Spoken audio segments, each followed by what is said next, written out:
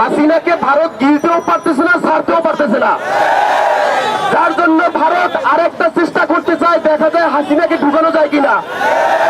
দিল্লির ভাইয়েরা, দাদারা, আমরা গণঅভ্যুত্থান ঘটালাম দাদাদের দাদাগিরি করার জন্য না। ভারতের সাথে সম্পর্ক হবে চোখে চোখ রেখে।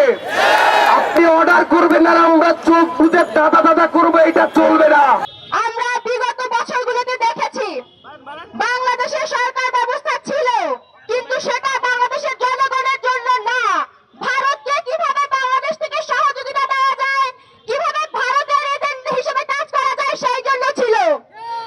আমরা এই 24-এর গণঅভ্যুত্থানের মাধ্যমে সেই ফ্যাসিবাদী, সেই ভারতের দালালদেরকে বিতাড়িত করেছি। এই সমাবেশ থেকে বলতে চাই, ফ্যাসিবাদীরা, ভারতের দালালেরা বাংলাদেশে ঠাঁই হয় নাই। এখনো যারা দেশের বাইরে থেকে দেশের উপরে দাদাগিরি ফলাতে চান, তাদেরকে সতর্ক করে দিচ্ছি, বাংলাদেশের জনগণ আপনাদের দাদাগিরি মেনে নেবে না।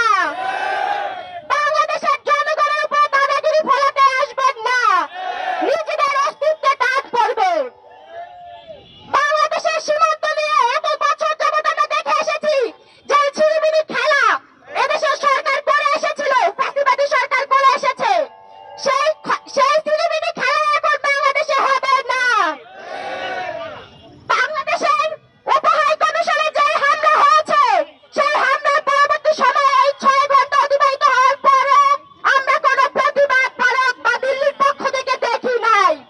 তারা কি এই ধরনের হামলায় মদত দিচ্ছে নাকি সম্মতি দিচ্ছে? তারা কেন এটার প্রতিবাদ জানাচ্ছে না এবং তাদের দিক থেকে একটা বক্তব্য দিচ্ছে না?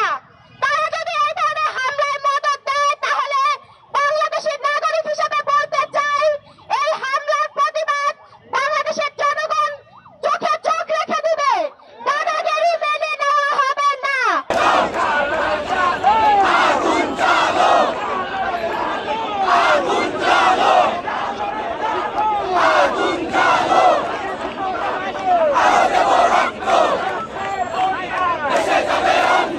এই বাংলাদেশে আর কখনো শেখ হাসিনার মতন কোন দেশ তৈরি হবে না যারা বাংলাদেশকে ভারতের চাকরে পরিণত করবে। এই বাংলাদেশে আর কখনো কোন শেখ হাসিনা তৈরি হতে দেওয়া হবে না। এই বাংলাদেশে আর কখনো কোন শেখ হাসিনা ফিরে আসবে না। এই বাংলাদেশে কখনো আর আওয়ামী লীগ ফিরে আসবে না। যদি আওয়ামী লীগ ফিরে আসে, যদি শেখ হাসিনা ফিরে আসে, তাহলে এই বাংলাদেশে আপনাদের জন্ম হবে। এই বাংলাদেশে আবু সাইদরা গড়ে উঠবে।